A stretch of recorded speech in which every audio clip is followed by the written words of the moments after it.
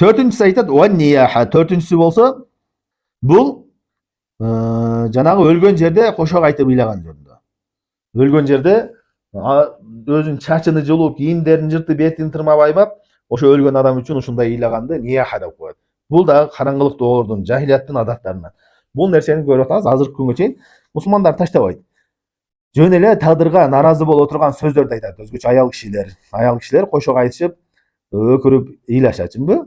Өлгөн адамга шариятта ыйлаганга уруксат берет. Эгерде чындап кайгырып аткан болсоң, ошол жүрөгүң эзилип эметип аткан болсоң, ал ыйласаң тыюу салбайт. Бирок эмне?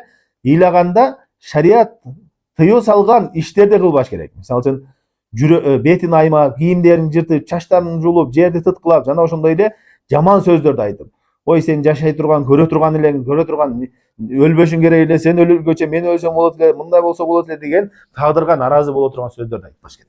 Жөн гана эзилип, чындап сезимдер менен ыйлаган болсо, шарият ага уруксат берет.